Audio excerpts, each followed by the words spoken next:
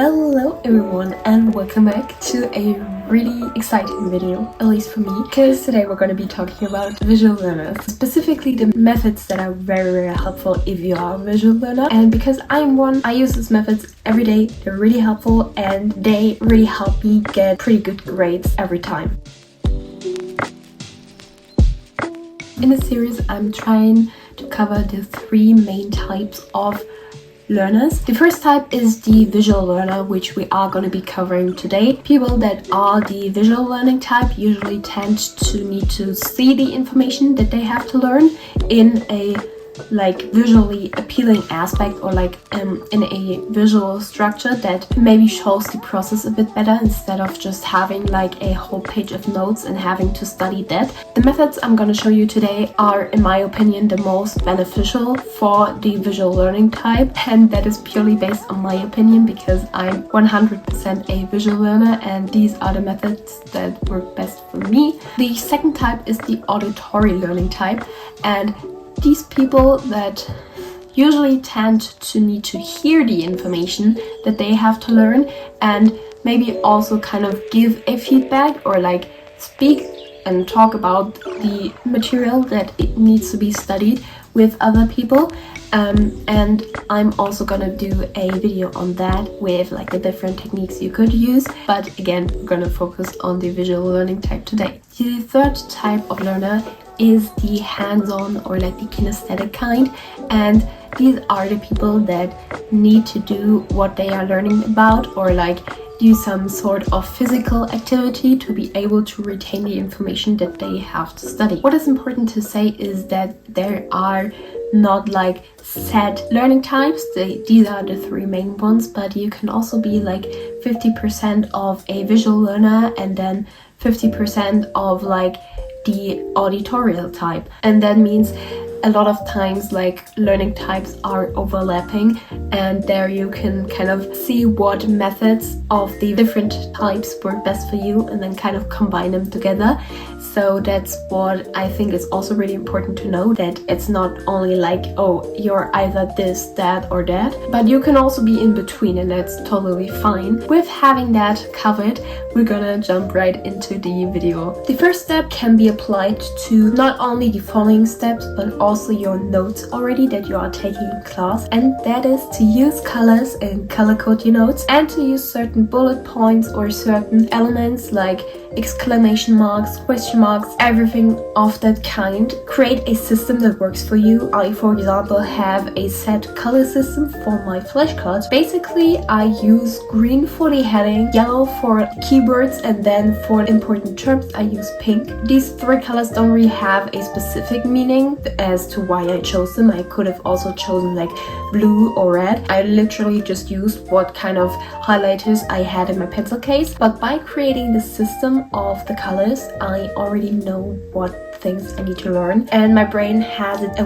lot easier to filter out the most important information and to retain that information, because it's one, colorful, which as a visual learner is a really important point, and two, you always have the same system, which isn't really a important point for visual learners only, but for me at least, having a set system is making studying so much easier. In my notes I usually also have pretty much the same system. For main bullet points, just using a circle, and then for points that are related to that or a conclusion out of that, then I usually just draw an arrow. Just having a set system helps a lot. The next step is my favorite way to get into studying a certain topic, and that is mind maps. Now, if I'm honest, I absolutely hated mind maps until I got an iPad, because whenever I try to do mind maps without having all of the terms ready and just pulling the words out of my mind, if you know what I mean, they always looked super messy, and I didn't really work with them, because why would I work with something that's literally all over the place and I don't really have an idea what it is supposed to mean? That doesn't make sense. But there is an app which I personally used to create mind maps, and it makes it so much better. I usually write the main topic or the topic that we are covering in the class class currently in the middle, and then have a few different subtopics, and I just add to that. And if they again have subtopics, I'm gonna add them to that. And here again in the app you can color code your notes or like your terms. What I found helpful is one, of course, that there are again colors, but also that you only write down simple terms. Keep it really short and brief. That way it's way easier to get an overview over the topic that you are currently covering or having to learn. Or even for an exam, I usually do this with biology, where we don't have a set topic but different subtopics that are kind of related in one way or another, and I just write like the exam in the middle, but I'll put down like photosynthesis, chemosynthesis, and then just kind of see, okay, what subtopics do I have to cover, and maybe also how are they related. I just love mind maps to get an overview of the topic, and I also sometimes use mind maps to quiz myself. If I at the beginning created a mind map which only has like the most important terms on there with pretty much no information about the actual topic, I can at the end of like having studied these certain topics like quiz myself by going back to this mind map and then just seeing, okay, photosynthesis, what are all of the things that I know about this topic. Then you kind of see which like subtopics you still have to work on, and that's what I really like to do. In conclusion, mind maps are a great way to get started and just to have a clearer overview about a topic. The next thing is gonna be to use literally every source or every material that you have. Use diagrams, use flowcharts, use pictures of certain things and learn with them. In biology or chemistry, you often have like cycles or different kinds of processes where it's pretty hard to understand, but once you put it into like a diagram, it becomes a bit easier, and you maybe also see like the steps and with like arrows how they are actually like happening, and by like putting it into a visual structure of maybe an actual circle, it's way easier to learn a cycle that way, instead of just having like your bullet points starting on the top of the page and going down to maybe the next page. And again, this is a way of visually structuring your notes, and by that making it easier for your brain to kind of retain that memory or to even understand the information. In history, I like to use flowcharts or just timelines where I start from the earliest age and draw an arrow to like the last kind of date that we have to learn. For example, with the founding of Germany back in like 1870, you can start with the revolution that took place on 1848 and then go on up to 1871 and have those events laid out after one another. And you could do that in your notes and just study them that way, or you could draw like a big arrow and then just kind of like put them down one after another. And in biology, coming back on my go-to example, you often also have like different mechanisms or different objects, for example like a cell or like a brain, which you have to study the different compartments of. Use a picture of a cell, color in like the chloroplasts, which are usually green, color in like the parts that are helping you, maybe even create a system or just use the picture as it is. Now that you pretty much have structured your information, you could also space it out, because that's what I really love to do and do every time.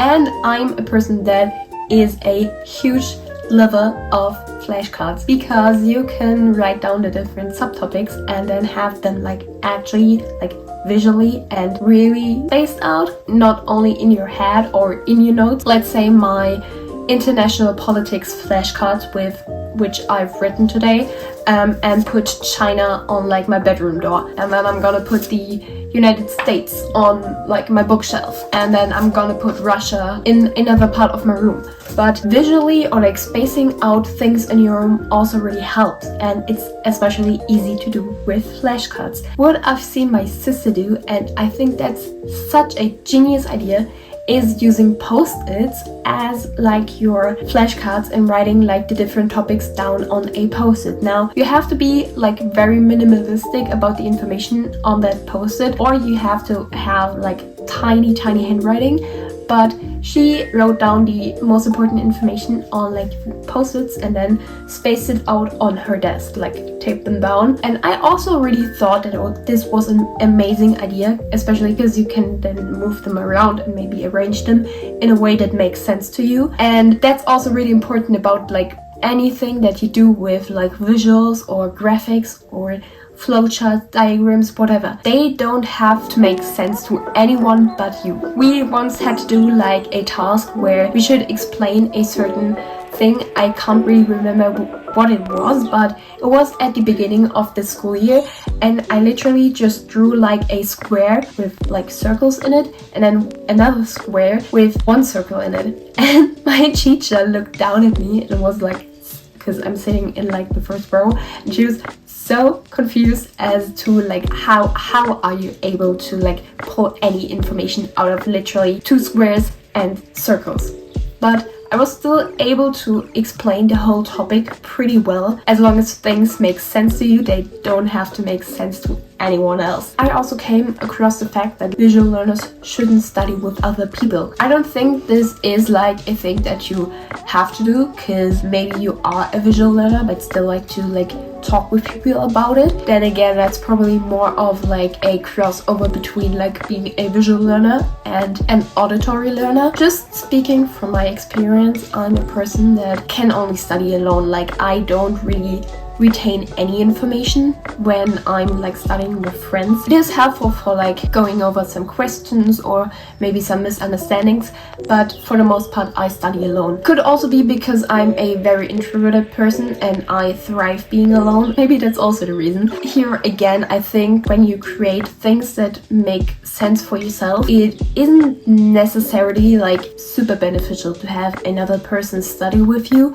or like study the same material as you, because they often don't understand what you've like written down or what you did there. I would say try studying alone, but also try studying with friends. Maybe that also helps you. Like I could imagine creating a mind map and brainstorming together could be helpful. Again, try what works for you. I really hope this video was kind of helpful, and I plan on doing the other types as well. I would say I'm 100% a visual learner, but I still want to try to do some research about like the other ones and present them to you, because a lot of people I know are the auditorial type of learner.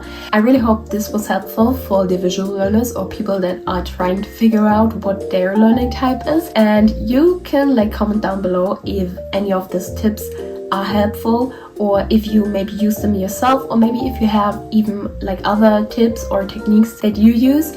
And yeah, I really hope you had fun watching this video and have a nice week ahead of you. And yeah, have fun studying, and we'll see each other next time.